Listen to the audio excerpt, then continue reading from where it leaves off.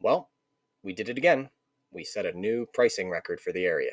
So, anyway, guys, welcome back to week 25 of tracking a shifting local real estate market here in Burlington, Camden, and Gloucester counties of southern New Jersey.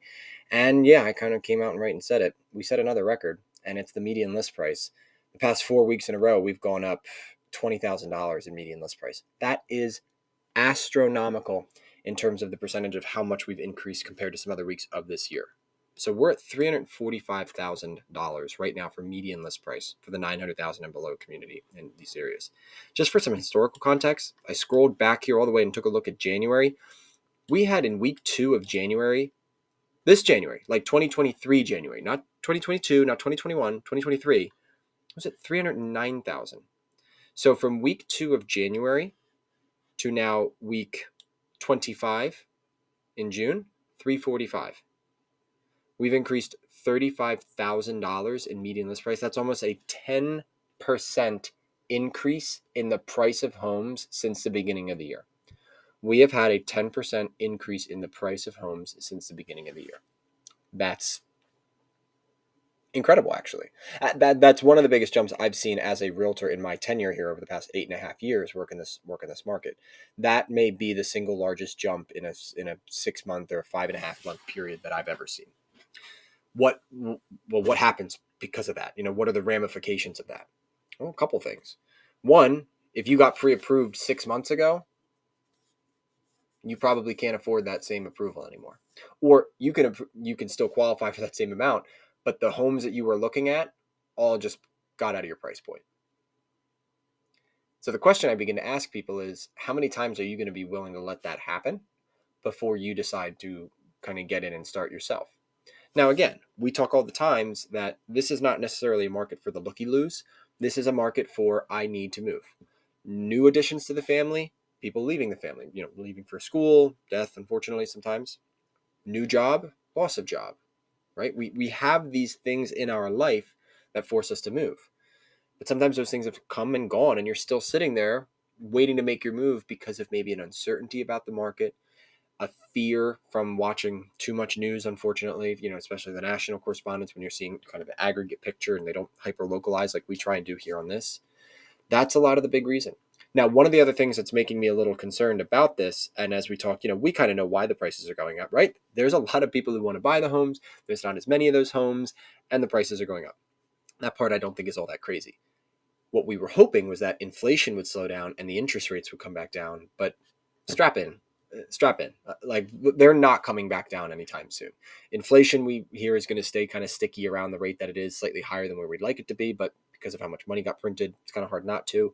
And the interest rates are probably not going to be reversing course. We were kind of talking hopefully the end of 2023 we could start to see those interest rates come back down a little bit, but we're just not seeing that. I mean, it might be closer to 2024 mid-year there and moving out. I mean, I'm really starting to throw my hands up and get to a point where I don't know if I want to keep even saying when I think interest rates are coming back down, because they just may never. We've started to approach the historical 50-year average of interest rates up at this mid 6 to low 7% percentage points. The U.S. government may want to keep us there for a little bit. The Fed may want to keep us there for a little bit, and longer than we'd probably like.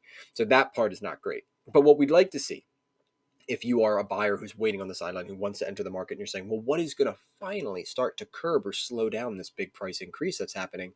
And that's our ratio. And that's the ratio that we talk about here. New listings, what comes on the market, pending, or what actually gets put under contract, and then closed, what actually has finally settled, right? And what we like to see is new listings the highest, then pending middle, and then closed at the lowest. And that will start to backfill and start to create more inventory on the market for more buyers to choose, less of a frenzy, more of a kind of, there's never a normal market, but kind of a normal operating procedure market. Problem is we have the ratio in reverse. Our new listings are lowest, then pendings were in the middle, and then closed were the highest. Meaning there's all these homes being gobbled up and being put under contract and have actually been settled on and taken off the market, and those people have fully moved, but there's not nearly enough inventory coming in to replace it, right? Now, people keep complaining about interest rates, but I can't even tell you the last time I had a conversation with an actively pre-approved buyer about interest rates. Most people have stopped kind of caring about it because people don't really care where the interest rate is. They care at the speed at which where it came from to where it's going. That speed is what causes a lack of consumer confidence in what they're about to do. And so the fact that interest rates have been fairly steady at this 6.5 to low 7 percentage points for now a few months, maybe even a little bit longer than that. I mean, we've been going on almost 6 months, almost 9 months at a point, potentially even a year at this point when they've really started the first ramp up. That's not really a conversation anymore. People have kind of gotten to the point where they're now budgeting according to the new interest rates. So that's kind of stopped being an issue for us, really. So for me, it's sort of a what do we go, what do we do, and where do we go from here? Again, when we start to take a look at entering the market, we need to understand, okay, how long am I going to purchase for? If I'm only purchasing for a year or two and then I'm going to be trying to sell that home, yes, I would have some concerns about where you're buying the property, because there could be we could have another small mini recession within the next year or something like that may bring prices back down. Again, we're looking at a crystal ball here. I don't really know on that regard. But if you're somebody who's going to be looking to purchase a home and saying, hey, I'm probably going to be staying in this home for the next 5 years, 7 years, 10 years, that's kind of 7 to 10 years is sort of the average US homeowner, tenure in a home at the moment. If you're going to be there for 5 to 7 to 10 years, I don't really see a whole lot of a reason why you would be all that concerned of an entry point of your financials, especially because, I mean, unless you're paying cash, which bless it if you are, but most of the time you're not putting $345,000 out of your own pocket. You're getting a 5% conventional mortgage where you're generally only going to be putting down maybe $15,000 or something like that, with another maybe 10 and change in closing costs. So you've only put $25,000 into this whole transaction. So your ebbs and flows of the price, it's not like that your 345 is going to 350 and less. I mean, you're only into this house for that much.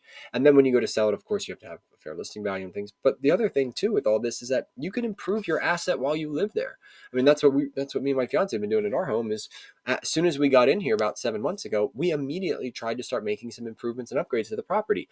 Nothing overly expensive. We're not putting in a $40,000 kitchen or doing anything like that, but just cleaning the property up and getting it better and making it show ready and doing all these different things, and alleviating a lot of the ticky-tacky concerns, so that if and when we go to sell in the future, and I don't know if I'm ever going to sell this home, I'll be completely candid, the goal was to really keep this and turn it into an investment property if we decided to move to a different area, move to a bigger home or whatever it is.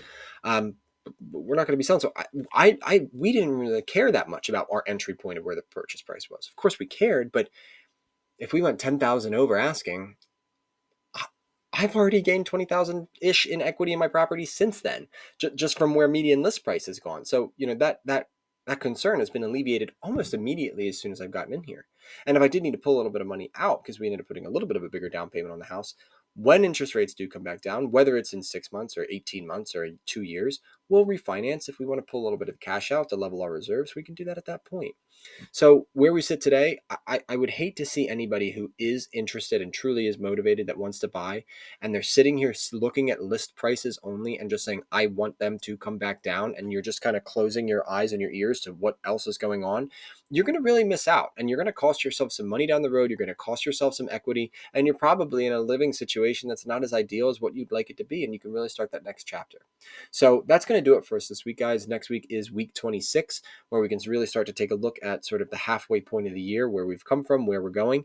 But other than that, if I can leave you with any parting just wisdom or any kind of advice from here, stop waiting for prices to drop and interest rates to drop before you move on with your life.